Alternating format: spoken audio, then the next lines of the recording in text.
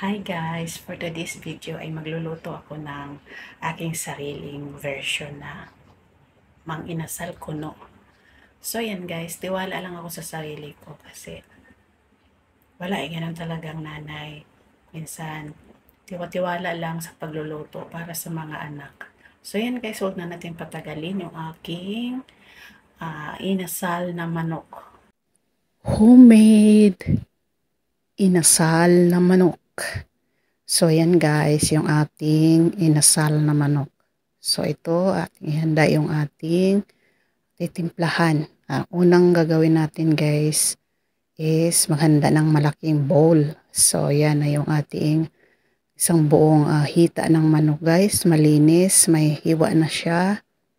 Ayan, lagyan nyo ng gilit guys para ma-absorb yung kanyang ating ilalagay na timpla. So, tatlong piraso yung aking ginamit, guys. So, ayan na siya.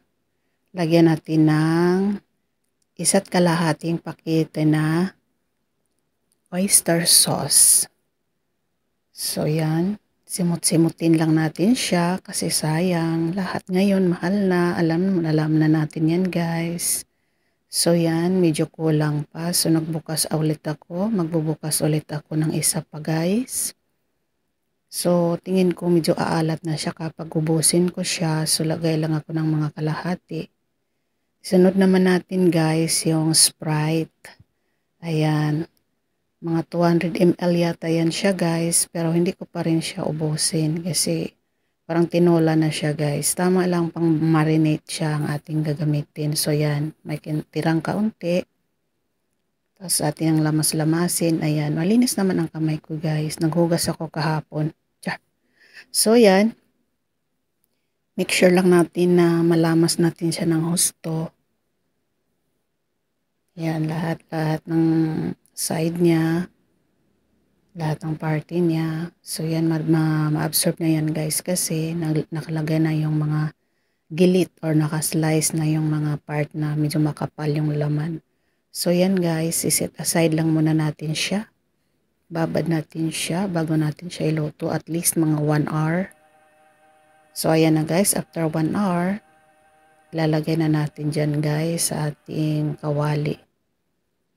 Pakuluin, tapos hinaan ng apoy. So, yan, samahin ng apoy. Ayan na siya guys, baliktarin na natin siya. Para kabilang side naman yung maluluto at magiging brownies, magiging malampot. So, yan. Sa mahinang apoy lang siya guys para yung laman niya talaga malambot. Yan, at saka yung sauce niya unti-unti lang na makakaluto sa kanyang buong laman. So check lang natin guys. So yan, medyo konti na yung mga sauce niya guys. Baliktarin natin siya ulit guys. Ayan, medyo na golden brown na siya. Pero hindi pa